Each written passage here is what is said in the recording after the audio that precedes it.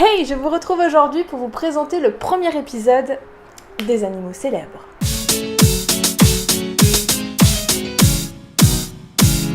Cela fait longtemps que je voulais lancer ce genre de vidéo pour vous parler d'animaux qui ont marqué l'histoire. Il n'y a pas si longtemps, j'ai revisionné le film Hachi, qui est tiré d'une histoire vraie, et ayant bien pleuré encore devant ce film, oui, je vous mets au défi de regarder ce film sans verser une petite larme. Challenge accepted. Eh bien, je me suis dit, autant commencer par le héros de ce film. Je vais donc vous parler d'Hachiko. Mais avant tout, un petit point sur l'histoire de sa race s'impose. Hachi, c'est qui ? Eh bien, c'est un chien de la race Akita Inu. Il faut savoir qu'à l'origine, toutes les races japonaises étaient de petite ou moyenne taille. Son ancêtre, le Mataji Inu, qui est apparu sous l'ère d'Edo, était utilisé pour la chasse aux gros gibiers tels que l'ours notamment. D'où le nom Mataji, qui était le titre donné aux chasseurs estimés au Japon. Il servait aussi de gardien et de protecteur au sein des familles de shogun. Avoir un Akita à cette époque-là était signe de richesse. Donc, c'était surtout les nobles qui en possédaient. Puis au fil du temps, il fut employé comme chien de combat. Et pour accroître sa taille et perfectionner ses capacités, il fut croisé avec des mastifs et des tosa. C'est ainsi que l'Akita Inu faillit disparaître une première fois. En 1908, les combats de chiens furent interdits par le gouverneur de la préfecture d'Akita pour préserver la race. Et il créa en 1927 une société de préservation d'Akita Inu. La race fut peu à peu restaurée avec des chiens qui ont été achetés dans les campagnes reculées et qui étaient considérés comme purs. En 1931, la race fut préservée, améliorée et standardisée dans la catégorie des chiens de grande taille. Et il fut désigné comme monument naturel national japonais. Les Akita sont poussés encore une fois au bord de l'extinction lors de la Seconde Guerre mondiale. Ils furent pourchassés et capturés dans le seul but d'utiliser leur peau afin de confectionner des vêtements pour protéger l'armée japonaise du grand froid. Mais certains éleveurs contournèrent cette loi et cachèrent leurs Akita dans des fermes vers les montagnes. D'autres les croisèrent avec des bergers allemands, qui étaient la seule race exemptée. À la fin de la Seconde Guerre mondiale, la souche de l'Akita est complètement perturbée. Pour restaurer la race, 2 éleveurs d'Odate sont choisis.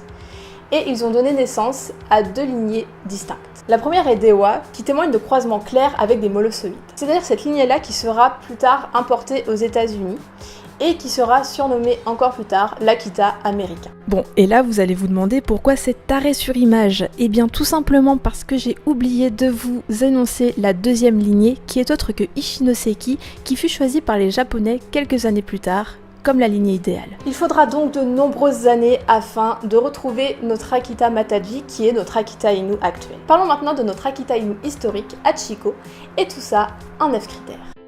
Si vous ne l'avez pas compris, Hachiko est donc un Akita Inu. Il est né le 10 novembre 1923 dans la province d'Akita, près de la ville d'Odate. Hachiko était le 8e de la portée, et donc en japonais, 8 se dit Hachi. Le ko est une marque d'affection qui a été rajoutée par son maître. C'est en 1924 que le petit Hachiko arrive chez son maître, Ueno Hidesamuro, qui est professeur du département d'agriculture de l'université impériale de Tokyo. Pour aller à son travail, ce dernier devait se rendre tous les jours à la gare de Shibuya. Hachiko l'accompagnait à chaque fois qu'il s'y rendait et revenait l'attendre devant la gare à la fin de la journée. Malheureusement, le 21 mai 1925, le professeur décéda brutalement sur son lieu de travail d'une hémorragie cérébrale alors qu'il donnait une conférence. Hachiko fut donc confié à la famille Kobayashi, les jardiniers du professeur. Cependant, Hachiko continua de se rendre tous les jours à la gare de Shibuya pour attendre le retour de son maître. Qu'il pleuve, qu'il vente ou qu'il neige, il arrivait toujours à l'heure où le train était censé arriver. Les passants ne connaissaient pas vraiment l'histoire d'Hachiko, et certains le voyaient comme un chien errant. Mais ils se lièrent d'affection pour lui à partir du moment où un journaliste, Asahi Shimbun, reprit l'histoire d'Hachiko.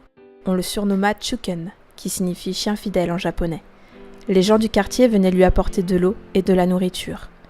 La renommée du petit Chuken s'étendit donc et passa d'une réputation locale à une réputation nationale. Les années passèrent et notre Hachiko avait de plus en plus de mal à marcher. Mais cela ne l'empêchait pas de continuer à venir jusqu'à la gare.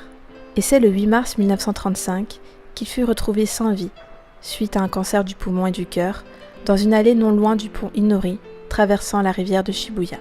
Une partie d'Hachiko fut empaillée pour être exposée au Musée national des sciences, l'autre partie fut placée au cimetière d'Aoyama, à côté de la tombe de son maître adoré, qu'il a enfin pu retrouver.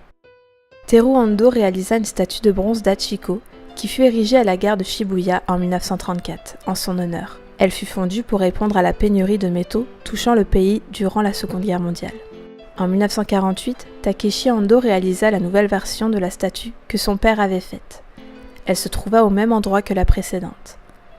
En 1989, suite à des travaux de rénovation de la gare, elle fut tournée vers l'est afin de coïncider avec la direction de la sortie de la gare. Aujourd'hui, cette statue est un point de rendez-vous célèbre et beaucoup d'amoureux s'y rendent pour se jurer fidélité. Chaque année, le 8 mars, une cérémonie y est organisée en l'hommage d'Hachiko. En 2004, une statue de bronze est érigée dans la ville natale d'Hachiko, à la gare d'Odate. Et plus récemment, le 8 mars 2015, une nouvelle statue est inaugurée sur le lieu de travail du professeur Ueno, représentant Hachiko sautant joyeusement vers son maître. On peut les voir enfin réunis. Hachiko fut le sujet d'un film japonais de 1987, Hachiko Monogatari. Ce film retrace l'histoire d'Hachiko, de sa naissance à sa mort, et de sa fidélité avec le professeur. Puis, un remake hollywoodien a été fait en 2008 avec Richard Gere, qui raconte l'histoire d'Hachiko de façon plus romancée que le premier film. Il fut aussi l'objet de plusieurs livres, tels que Hachiko, The True Story of a Royal Dog, Hachiko Waits, et même un livre français, Hachiko, Chien de Tokyo. En 1994, une station de radio japonaise a réussi à reconstituer un enregistrement d'aboiement d'Hachiko à partir d'un vieux disque cassé en morceaux. En 2003, dans le quartier de Shibuya, des minibus ont été inaugurés et surnommés Hachiko Bus.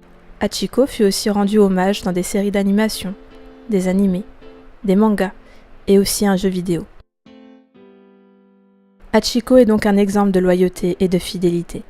J'espère que pour celles et ceux qui ne connaissaient pas cette histoire, j'ai pu vous donner l'envie de vous y intéresser. Quant à nous, on se retrouve pour une prochaine vidéo et peut-être un nouvel épisode des animaux célèbres.